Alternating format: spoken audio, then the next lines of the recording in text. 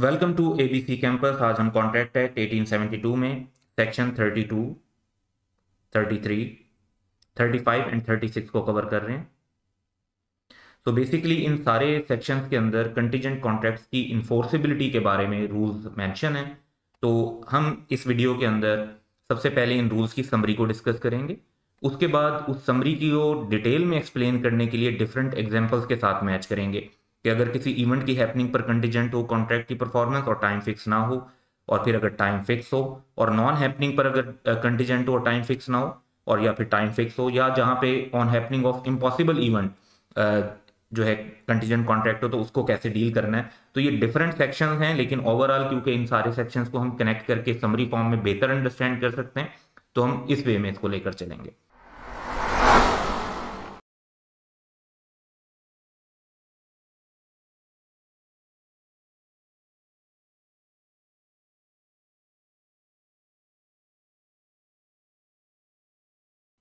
तो summary of rule जो है हमारे पास वो बेसिकली है कि हम एक टेबल बना सकते हैं कि अगर एक कॉन्ट्रैक्ट कंटीजेंट है on happening of uncertain future event और टाइम फिक्स नहीं है, तो अगर वो इवेंट हो जाता है, तो देखें आपने हैपनिंग के ऊपर कॉन्ट्रैक्ट कंटीजेंट था, अगर इवेंट हैपन हो जाता है तो कॉन्ट्रैक्ट इन्फोर्सेबल है। लेकिन अगर वो इवेंट इम्पॉसिबल हो जाता है तो फिर वो हैपन नहीं हो सकता। जब हैपन हो ही नहीं सकता, तो जब कॉन्ट्रैक्ट परफॉर्म नहीं हो सकता, तो वो वाइड बन जाएगा, यानी उसको इन्फोर्स नहीं करवा सकते। जहां पे टाइम फिक्स हो तो वहां पे बस बात ये होगी कि विद इन टाइम फिक्स अगर चीज हो जाएगी तो वो काम हो जाएगा। तो टाइम फिक्स है, तो अगर इवेंट हैपन हो जाता है विद इन टाइम फिक्स तो परफॉर्म होगा, इन्फोर्सेबल है। और या तो टाइम एक्सपायर हो जाए या इम्पॉसिबल हो जाए, तो अब ये दो में से कोई एक चीज भी हो जाएगी तो तब भी कॉन्ट्रैक्ट वाइड हो जाए। जहां पे नॉन हैपनिंग की बात है, तो इवेंट अगर इम्पॉसिबल हो जाता है तो फिर वो हैपन नहीं हो सकता, और आपने जो सेटल किया था वो भी क्या किया था कि कॉन्ट्रैक्ट कब परफॉर्म होगा, जब इवेंट हैपन ना हो। तो इम्पॉसिबल होने का मतलब है कि अब वो इवेंट हैपन नहीं हो सकता, तो कॉन्ट्रैक्ट इन्फोर्सेबल हो गया। लेकिन अगर इवेंट हैपन हो जाता है तो फिर कॉन्ट्रैक्ट को इन्फोर्स नहीं करवा सकेंगे। जहां पे टाइम फिक्स हो तो सेम चीज अप्लाई होनी होगी, लेकिन विद इन टाइम फिक्स्ड होनी होगी कि टाइम एक्सपायर हो जाए या इम्पॉसिबल हो जाए। तो जो आपने डिसाइड किया था कि अगर इवेंट हैपन नहीं होता विद इन टाइम फिक्स्ड, तो फिर कॉन्ट्रैक्ट जो है वो परफॉर्म होगा, तो फिर आपको परफॉर्म करना पड़ेगा। अदरवाइज अगर वो इवेंट टाइम फिक्स्ड के अंदर अंदर हैपन हो जाता है, तो जो आपने डिसाइड किया था कि नॉन हैपनिंग के ऊपर परफॉर्मेंस कंटीजेंट है, तो वो नॉन हैपनिंग तो नहीं हुई, वो तो हैपनिंग हो गई, तो उसका अपोजिट हो गया, तो अब कॉन्ट्रैक्ट में परफॉर्म नहीं होना। फिर अगर आप कोई ऐसा कॉन्ट्रैक्ट कर लेते हैं जिसमें, या एग्रीमेंट बेसिकली से हम कहेंगे, जो कि कंटीजेंट हो on the happening of an impossible event, तो ऐसे एग्रीमेंट्स वॉइड होंगे, चाहे पार्टीज को पता हो कि वो इवेंट इम्पॉसिबल है, चाहे पार्टीज को ये बात ना पता हो कि वो इम्पॉसिबल है। अब देखिए, अगर एक चीज इम्पॉसिबल है तो वो पार्टीज को पता है या नहीं पता है, पता होने या ना होने से वो पॉसिबल नहीं हो जाएगी, वो रहेगी तो इम्पॉसिबल ही। तो जो चीज इम्पॉसिबल है वो हो नहीं सकती, और जब वो हो नहीं सकती तो उससे जो कंटीजेंट उस पर जो कॉन्ट्रैक्ट है वो परफॉर्म भी नहीं हो सकता। तो ऐसे इम्पॉसिबल इवेंट की हैपनिंग पर जो होगा, तो उसे आप ऐसा एग्रीमेंट इन्फोर्सेबल नहीं होगा, और ये एग्रीमेंट फ्रॉम द बिगिनिंग ही हम कहेंगे कि इन्फोर्सेबल नहीं है, वाइड एब इनिशियो कंसीडर होगा। अब ये रूल हमने अपने सामने रखने हैं और इनको डिफरेंट एग्जांपल्स पर अप्लाई करना है वन बाय वन। तो सबसे पहले हम उन सिनेरियोज को देखते हैं जहां पर हम कहते हैं कि जो है happening of uncertain future event पर कॉन्ट्रैक्ट कंटीजेंट है, लेकिन टाइम फिक्स नहीं है। तो हमारा जो रूल अप्लाई होगा वो होगा ये वाला, जो हमारी फर्स्ट रो के अंदर आ रहा है। तो एक एग्जांपल देखते हैं। Aslam makes a contract to sell a horse to Bakir if Chand to whom the horse has been offered refusal. यहां पे जो हैपनिंग ऑफ इवेंट है वो क्या है? रिफ्यूजल। यानी अगर रिफ्यूजल हो जाता है तो फिर ये वाला कॉन्ट्रैक्ट परफॉर्म होगा, यानी दूसरे एक पर्सन से रिफ्यूजल होगा तो ये वाला कॉन्ट्रैक्ट परफॉर्म होना। तो हुआ क्या कि चांद रिजेक्टेड द ऑफर। तो जिस इवेंट पर आपने कॉन्ट्रैक्ट को कंटीजेंट किया था वो इवेंट हैपन हो गया, तो in that situation contract enforceable हो जाएगा, क्योंकि जो डिसाइड हुआ था कि कॉन्ट्रैक्ट की परफॉर्मेंस उस इवेंट के होने पर होगी, वो इवेंट हो चुका है, तो कॉन्ट्रैक्ट को परफॉर्म किया जाएगा और कॉन्ट्रैक्ट इन्फोर्सेबल बन जाएगा। तो ये एग्जांपल इस पॉइंट से रिलेट करती है। एक और एग्जांपल देखते हैं। Andrew contracts to pay a sum of money to बेका इफ बेका मैरीज क्रिस्टोफर। अब क्रिस्टोफर की जो है ना वो डेथ हो जाती है बिफोर गेटिंग मैरिड, तो इवेंट जो है यहाँ पर इम्पॉसिबल हो गया। अब जहां पर इवेंट इम्पॉसिबल हो गया, जब वो इवेंट हो ही नहीं सकता कभी, तो उसकी हैपनिंग के ऊपर कोई कॉन्ट्रैक्ट की परफॉर्मेंस भी नहीं हो सकती। तो ऐसा कॉन्ट्रैक्ट जो परफॉर्म नहीं हो सकता, उसको इन्फोर्स नहीं करवाया जा सकता, वो वॉइड कंसीडर होगा। तो ये कॉन्ट्रैक्ट वॉइड बन जाएगा on the death of Christopher, क्योंकि उस पॉइंट पर इवेंट जो है वो इम्पॉसिबल हो गया। शुरू में इम्पॉसिबल नहीं था, इसलिए इसको हम वॉइड कॉन्ट्रैक्ट कहेंगे, इसे वॉइड एग्रीमेंट नहीं कहेंगे। जो चीज शुरू से ही वॉइड हो उसे वॉइड एग्रीमेंट कहते हैं। तो ये जो फर्स्ट हमारी रो थी, इसके अंदर जो कब इन्फोर्सेबल होगा और कब वॉइड होगा, दोनों की एक एक एग्जांपल हमारे सामने आ गई।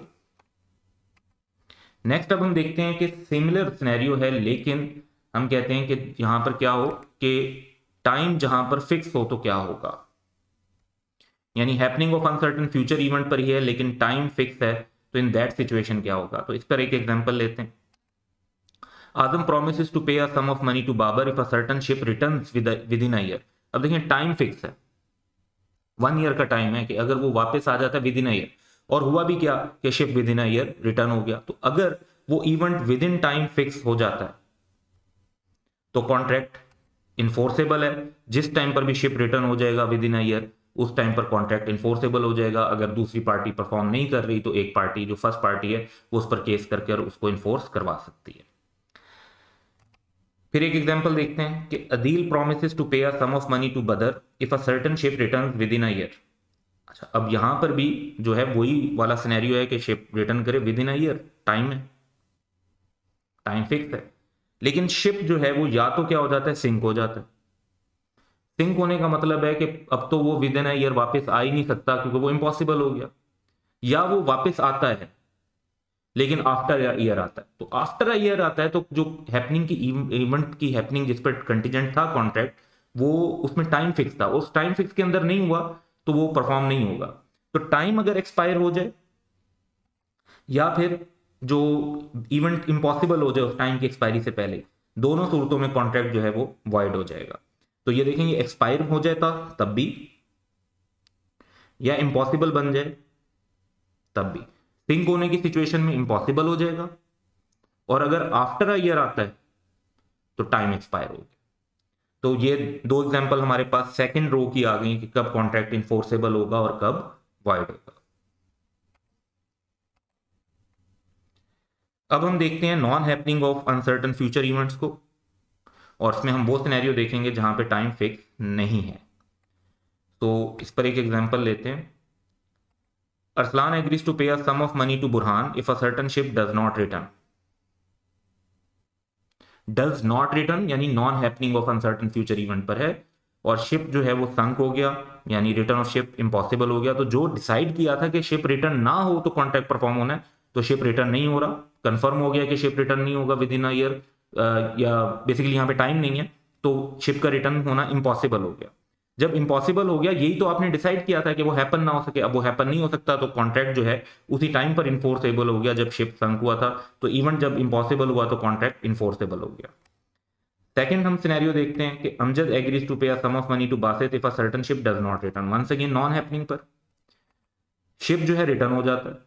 आपने कॉन्ट्रैक्ट परफॉर्म करना था, अगर इवेंट हैपन ना होता, काम यहां पर उल्टा हो गया कि इवेंट हैपन हो गया, नॉन हैपनिंग पे परफॉर्मेंस होनी थी लेकिन इवेंट हैपन हो गया, तो अब परफॉर्मेंस नहीं होनी, तो कॉन्ट्रैक्ट वाइड हो गया। तो ये सेकंड की एग्जांपल आ गई। तो यहां पर हमारे पास थर्ड रो से रिलेटेड जो टू पर्सपेक्टिव बनते हैं उनके एग्जांपल कवर हो गए।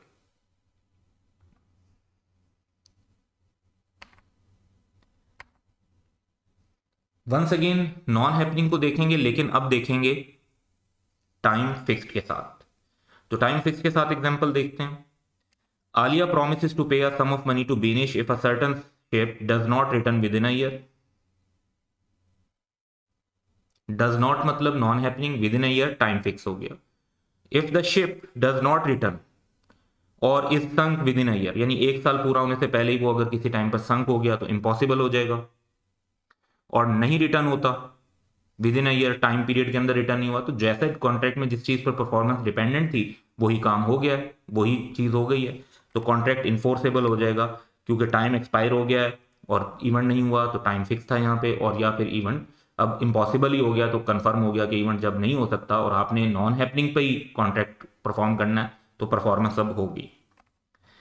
नेक्स्ट एग्जांपल देखते हैं कि Ashwin promises to pay a sum of money to Bumrah if a certain ship does not return within year. Non happening, time fixed. Ship क्या हुआ कि वो विद इन अ ईयर वापस आ गया, यानी आपने कॉन्ट्रैक्ट डिफाइन किया था नॉन हैपनिंग पे, लेकिन इवेंट क्या हुआ, हैपन हो गया और विद इन टाइम फिक्स्ड हो गया। तो जो जिस चीज पर परफॉर्मेंस होनी थी उसका अपोजिट काम हो गया, परफॉर्मेंस नहीं हो सकती तो कॉन्ट्रैक्ट वाइड हो जाएगा। तो ये एग्जांपल इस दूसरे उसकी है। तो जो हमारा फोर्थ रो थी उससे रिलेटेड जो पॉसिबिलिटीज बनती हैं दो, उन दो पॉसिबिलिटीज पर ये हमारी टू एग्जांपल्स रिलेट करती हैं। अब एंड में हम देखेंगे कि on happening of impossible event क्या पोजीशन है। तो on happening of impossible event position है कि ऐसे एग्रीमेंट्स वाइड होंगे चाहे इसकी जो इवेंट की इम्पॉसिबिलिटी है ये पार्टीज को पता हो या ना पता हो। तो एक एग्जांपल हम इस पर देखते हैं नॉर्मल सी कि Adam agrees to pay ₹1000 to Boris if he can run at 500 kilometre per our.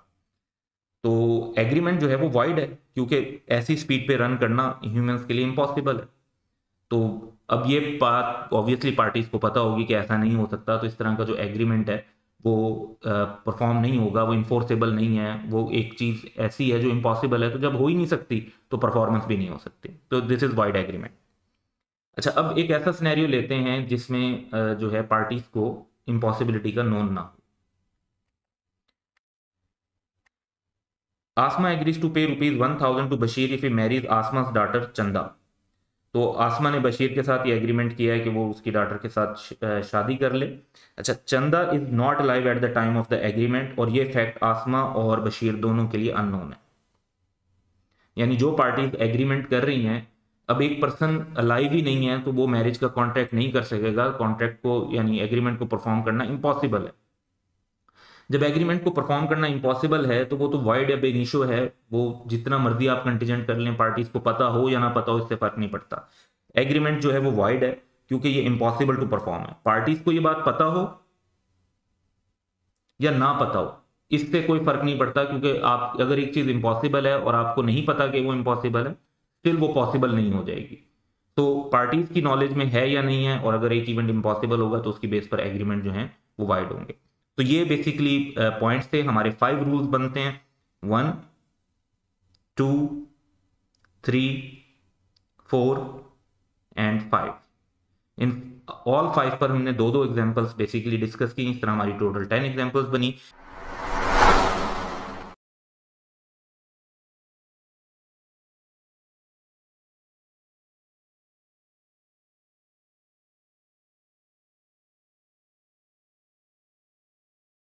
Welcome to ABC campus. आज हम कॉन्ट्रैक्ट एक्ट 1872 में सेक्शन 34 कवर करेंगे, which is when event based on future conduct deemed impossible. लेकिन ये जो यहाँ पर हमने लिखा हुआ है ये इसका शॉर्ट टाइटल है, और ये सेक्शन रिलेट करता है कंटीजेंट कॉन्ट्रैक्ट के साथ, और इसका जो कंप्लीट टाइटल है वो काफ़ी लेंथी है, which is when event on which contract is contingent, यानी जो कंटीजेंट इवेंट है टू बी डीम्ड इम्पॉसिबल। कब उसको इम्पॉसिबल समझा जाएगा? If it is the future conduct of living person. अगर वो इवेंट ये है कि एक सर्टन पर्सन क्या करेगा या क्या नहीं करेगा।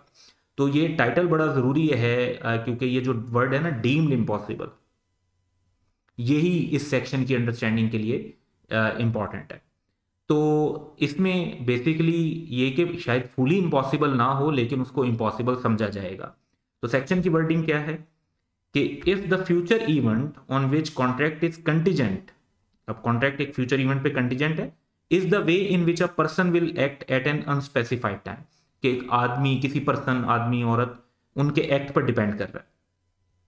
तो event shall be consider to become impossible, उसको कब इम्पॉसिबल समझा जाएगा? When such person does anything which renders it impossible. वो आदमी कुछ ऐसा कर देता है कि वो उसके बाद इम्पॉसिबल हो जाता है, लाइक उसने कोई ऐसा एक्ट कर दिया जिसके बाद वो इवेंट, वो एक्शन नहीं कर सकता जो हमने कंटीजेंट कॉन्ट्रैक्ट में डिसाइड किया था। That he should do so act with in any definite time, कि अगर तो हम कहते हैं कि उस टाइम तक करना था और वो टाइम गुजर जाता है तो जाहिर बात है वो इम्पॉसिबल हो जाएगा। और otherwise than under further contingencies, कि आप कहते हैं कि फिर और भी ज़्यादा कंडीशंस इनकॉर्पोरेट हो गई हैं, उसके बगैर वो काम अब नहीं कर सकता। अच्छा, ये जो otherwise than under further contingencies है, इस पर हम एक एग्जाम्पल करते हैं और उस एग्जाम्पल से पूरे कॉन्सेप्ट को समझते हैं।